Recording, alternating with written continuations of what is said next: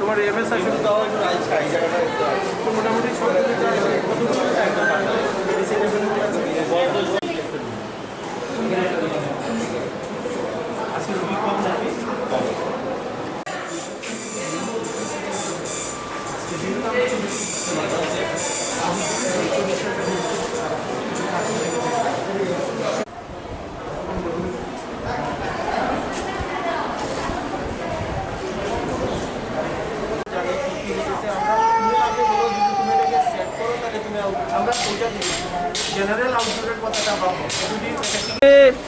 এখন তো এটা ইমার্জেন্সি। আমি একজন বিধায়ক হিসাবে এগুলো আমরা তো দেখি মানুষের কোনো অসুবিধা হয় না হয় কিনা, বা আমাদের যেটা মোদিজি এবং আমাদের মুখ্যমন্ত্রী যেভাবে বলেছেন সেগুলো মেনটেন হচ্ছে কিনা, ডিস্টেন্সিং ক্রিয়েট হচ্ছে কিনা, এমএস বা অন্যান্যদের কোনো অসুবিধা হচ্ছে না সেটা খোঁজখবর নিচ্ছি।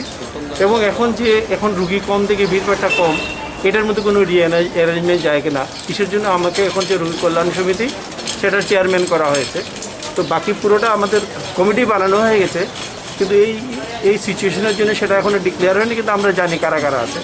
যেমন আমাদের এই ডক্টর কনক চৌধুরী আছে, সে আছে এটি মেম্বার, আর এই হচ্ছে অমিতাভ চক্রবর্তী, সে হচ্ছে মেম্বার সেক্রেটারি। আবার কই উত্তম স্যার কি ব্যবস্থা করে রাখা হয়েছে? যা আছে সবই চলছে। এখন শুধু আমরা এটা হাত ধোয়ার জন্য হ্যান্ড ওয়াশিং, আমরা যেহেতু এটা বলছি ভীষণ ইম্পর্ট্যান্ট, আমরা যেমন ডিস্টেন্সিং একটা ইম্পর্ট্যান্ট, আমরা যেমন বলছি যে ভিড়ভাড়টা কিছুতে 3 ফিটের মতো মিনিমাম দরকার। তো এইগুলো ব্যাপারটা, আর ভিড় নেহাত কোনো ক্রাইসিস যদি না হয়, লোকে যেন এখন না আসে, শুধু ইমার্জেন্সিতে আমরা চাইছি এই প্রবলেমটা সলভ হয়ে গেলে স্বাভাবিক অবস্থা ফিরে আসে।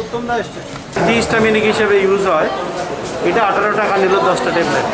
এই ট্যাবলেটটা কিন্তু এটা হল জেনেরিক মেডিসিন। এই ট্যাবলেটটা যদি বাজার থেকে আমি কিনি আর কি, তাহলে এটার দাম 120 টাকা। সুতরাং আমাদের নির্ভর করা উচিত জেনেরিক মেডিসিন যত আমরা বেশি করবো, আমাদের চিকিৎসা খরচা অনেক বেশি হবে, অনেক কম হবে আর কি জেনেরিক ইউজ। এই জন্য কোয়ালিটিটাকে এটা দেখে তারপর আমরা বসবো। এটার মধ্যে ডিস্ট্রিক্ট ম্যাজিস্ট্রেট আছে, সুপারিনটেন্ডেন্ট ইঞ্জিনিয়ার আছে, এরকম অনেক লোক আছে, পাবলিক রিপ্রেজেন্টেটিভ আদার আছে, মিউনিসিপ্যালিটির মেম্বার আছে, পুরো টিম আছে আর কি। এটা নিয়ে আমরা পরে বসবো, কিন্তু আমরা একটা গ্রাউন্ড সিচুয়েশনটা কি সেটা একটু দেখে নেব।